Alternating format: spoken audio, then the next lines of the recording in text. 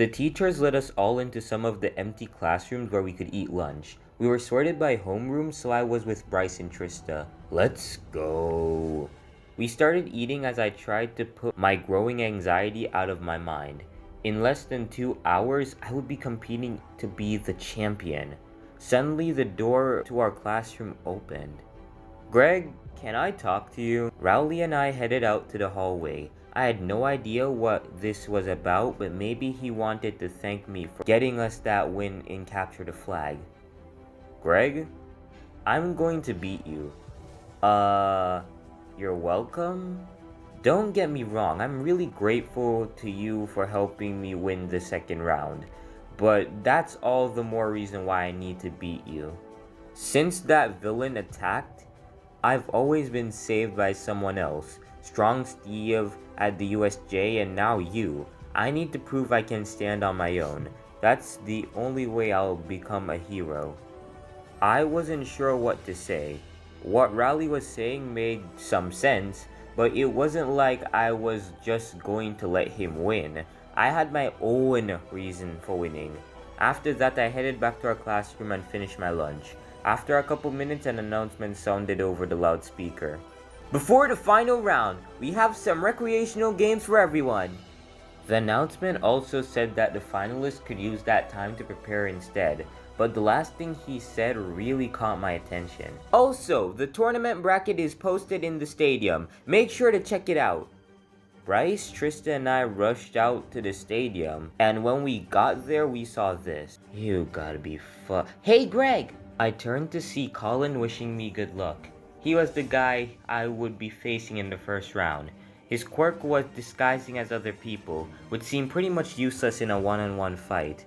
Bryce was up against Holly, and I think even Bryce knew he was pretty much screwed. That meant I'd probably be fighting Chirag next.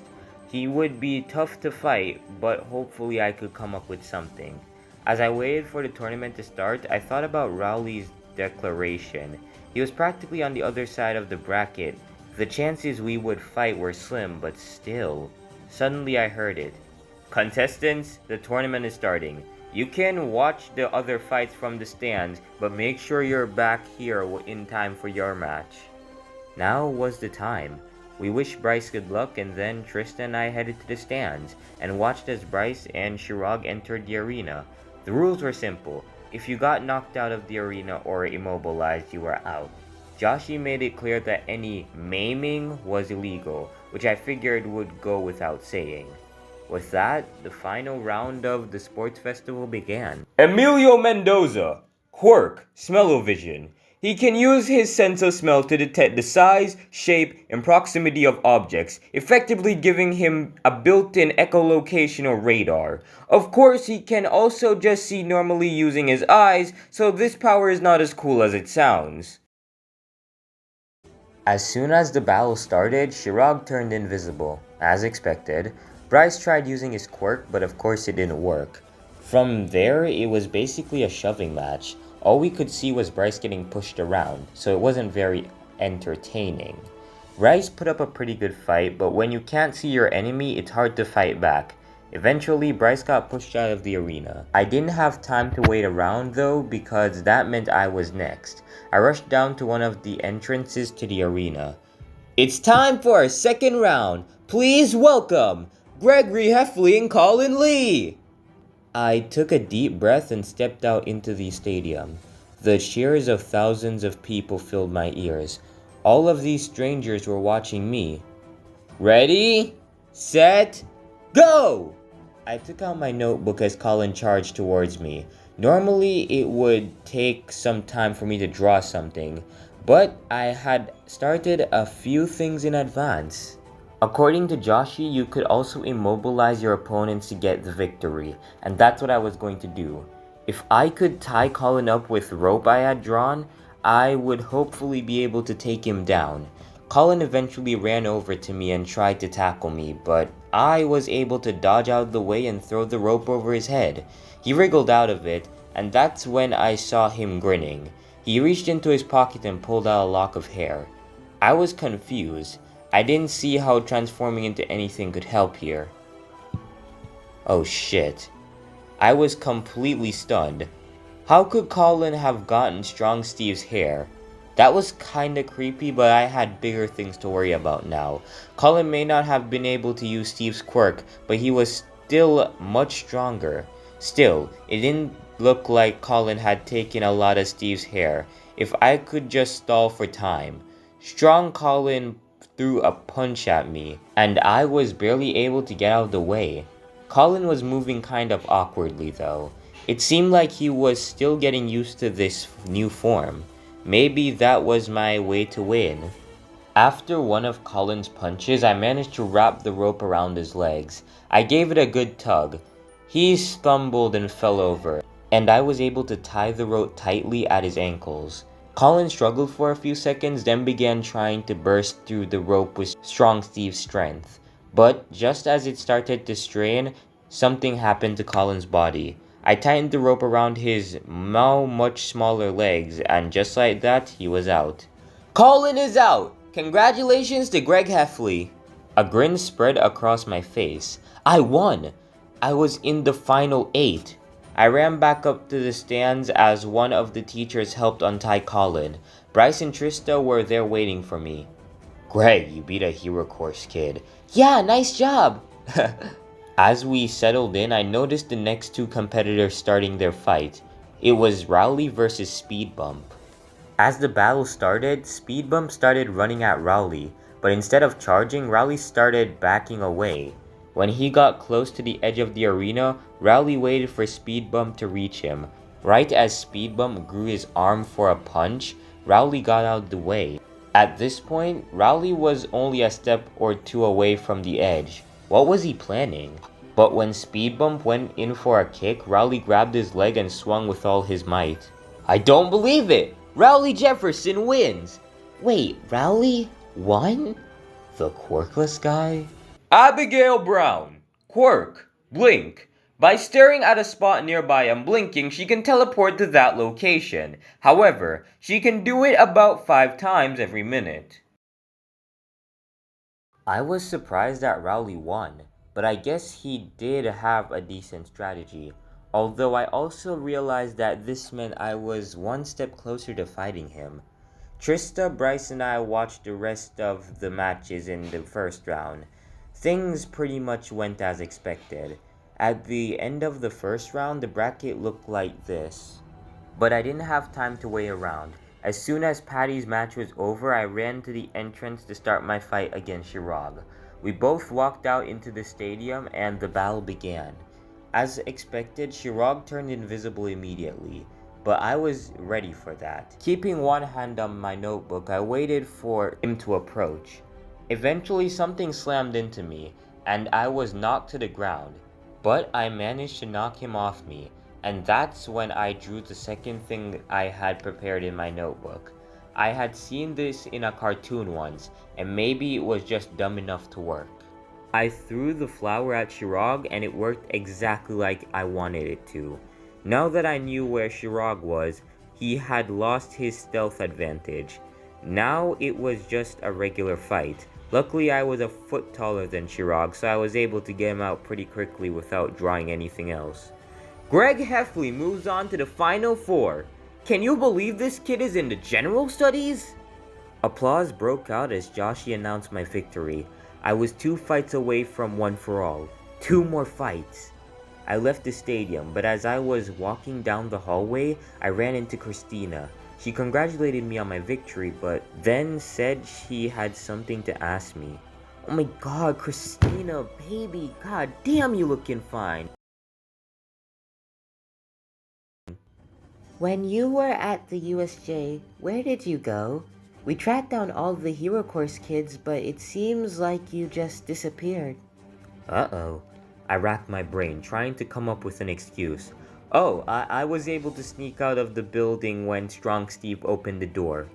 She seemed satisfied with that answer, and we parted ways. That was way too close. If I was going to keep working with Manny, I need to be more careful. Rather than head back up to the stands, I decided to wait in the competitor's waiting room. My next match would be starting pretty soon anyways. but the only other ones down there were Fregley and Ruby, so I decided to keep my distance. There was a TV in the corner of the room and it looked like Rowley had just won his battle against Abigail. Rowley Jefferson moves on. The first quirkless hero course student is making a splash. So it looks like I'll be going against Rowley in the next round. Rowley not having a quirk meant he wasn't as strong as most of the other guys, but it also meant he didn't have a weakness for me to exploit. I watched the next two matches and tried to ignore the groaning anxiety in my chest. Holly beat Fregley and Patty beat Angie. No real surprises there. As Patty and Angie left the stadium, I realized I was up next. I headed out into the stadium to see that Rowley was already there. We only have 3 battles left. This time, Greg Heffley versus Rowley Jefferson. Both of these kids are known for their creative victories, but what will they do against each other? Ready? Go! I figured I would try the strategy I would do with Colin and tie him up. Rowley was bigger than me, and I wasn't sure I could push him out of the arena with just pure force. I finished another one of the drawings I had already started, and soon I had a rope to tie Rowley with. Meanwhile, he started charging towards me. I clutched the rope ready to wrap it around him, but when he reached me, I realized it wasn't me he was after. Rowley wrapped the rope around me, and as I tried to break free, he started tying it around my legs. Shit. I tried to break free, but any second I would be immobilized. Suddenly, Rowley froze.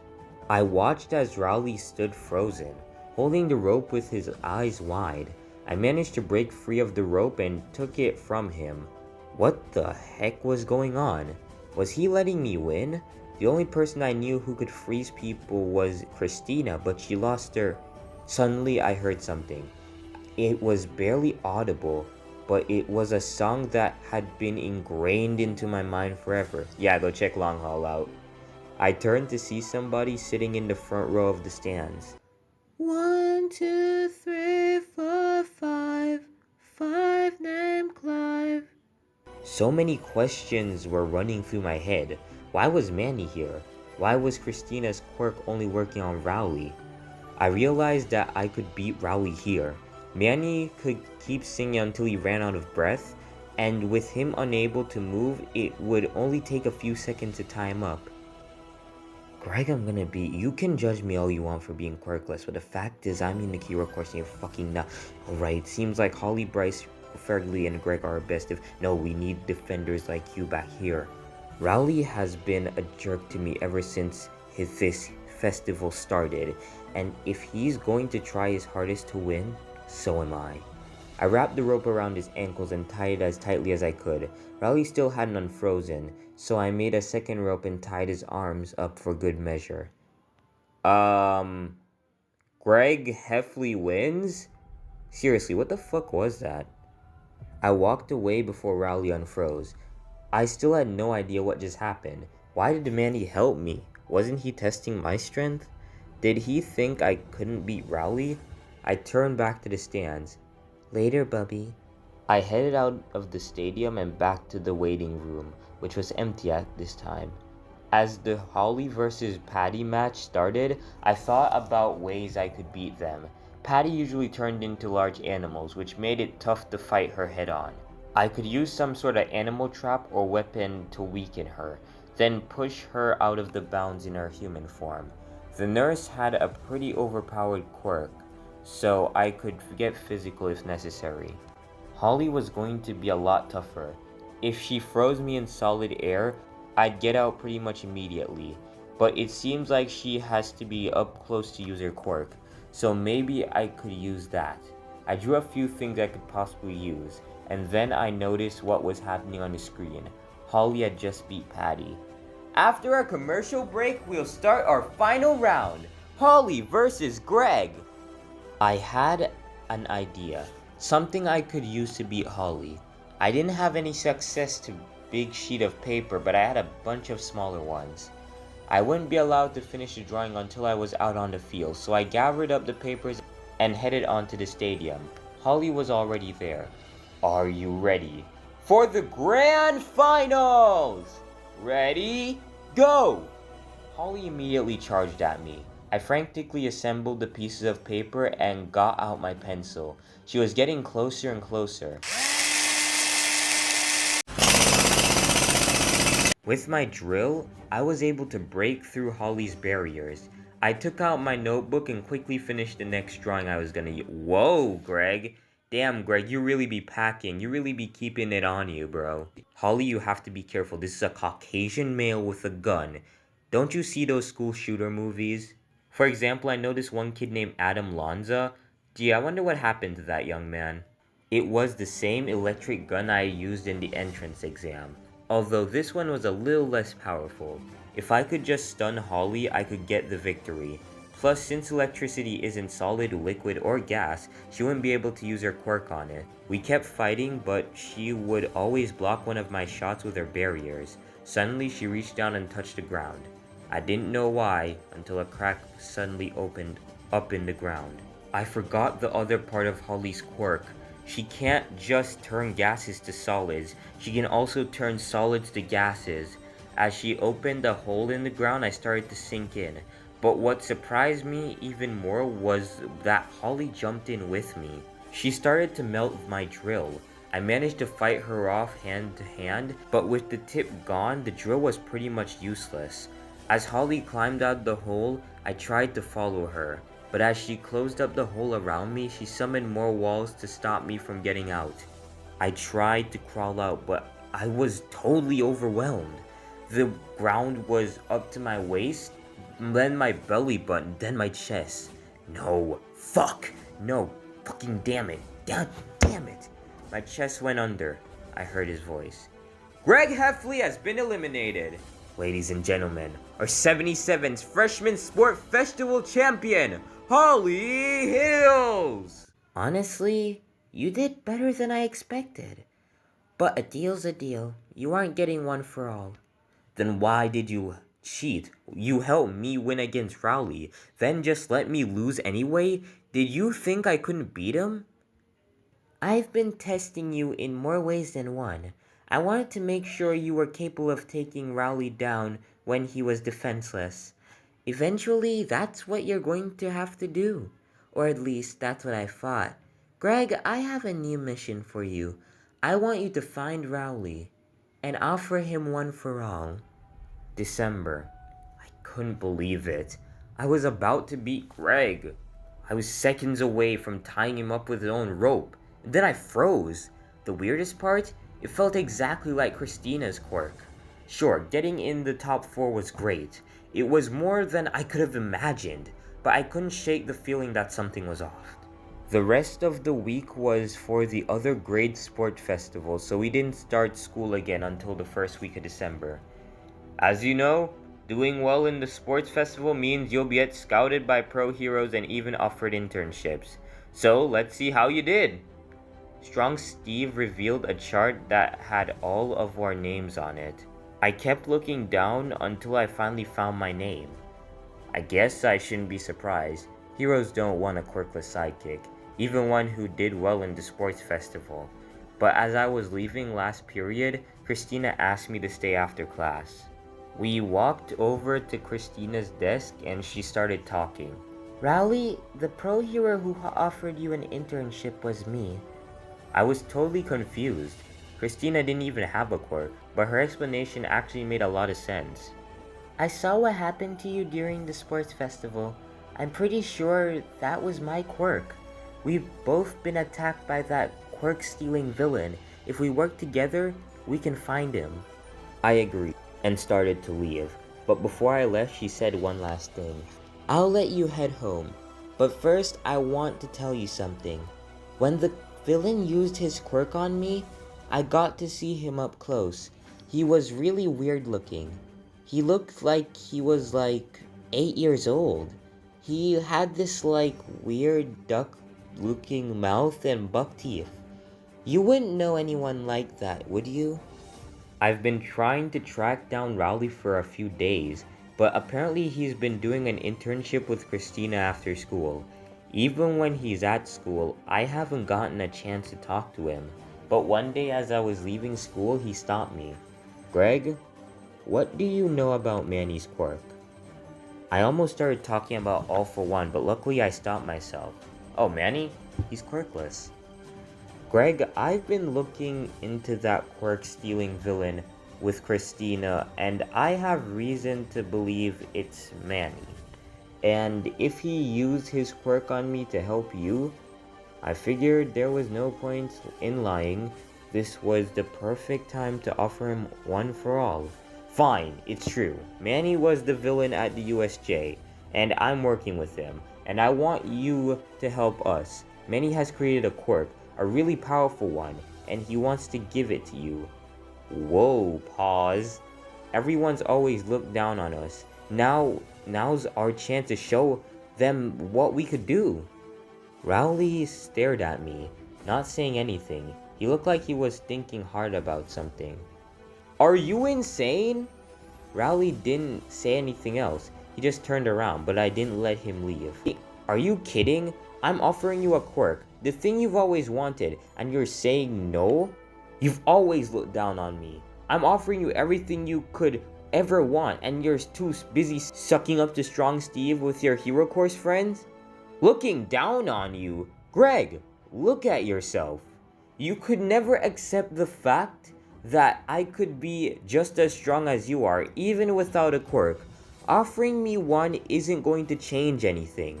I looked up to you, Greg, but you're not the person you used to be since we started at UA. You're hurting Holly, like cheating at the sports festival, becoming a villain at every opportunity to be a good person, Greg. You made the wrong fucking choice. You've always had people trying to help. Bryce and Trista, your teachers, heck, even me. And now what? You're the errand boy for your fucking 8-year-old brother. You have no one to blame but yourself, Greg. So Rowley turned down All for One. I can't say I was expecting that, but that's fine because I have an even better idea. I asked somebody else to meet with me. Have you ever heard about the group who attacked the USJ? Yeah, dude. But that's just a rumor, right? It's real, and I'm a part of it. I explained everything to them. Manny's quirk, one for all, and its abilities to be passed down. You've got the brains to be a great member of our team. You may be quirkless, but we can change that. Jake, I want you to inherit one for all. Jake looked shocked. He looked like he was thinking hard, but his expression was different from Rowley's. Dude, like, I would really get a quirk? I accept. And that was Diary of a Hero Academia Season 2. Yeah, this was a wild journey. So, to get everything out of the way so I don't make this part too long, Season 3 will be coming out in the next 2 weeks, maybe next month. Want to take a break and chill off of it. That way I can focus on other projects in terms of Diary of a Wimpy Kid and horror. And yeah, if you look right here, this is the where I marked, every crime case that I'd be talking about, and I haven't done that yet, partially because I got robbed, but also because I'm doing Diary of a Wimpy Kid, so I also want to take time to do this as well. So yeah, thanks for watching season 2. I'm glad that you guys enjoyed it. Make sure you follow me on Twitter and Instagram at Tales of Enigma. Make sure you join my Discord, the Hadal Zone, because it's pretty dead despite having a whole bunch of members. Follow me on Reddit, and yeah, watch out for the next horror content and other Diary of a Wimpy Kid stuff coming out. And check out season 3 of Diary of a Hero Academia next month. And yeah, I think that's all I have to say. I will see you guys in the next video. Peace out. Now, how do I turn this thing off again?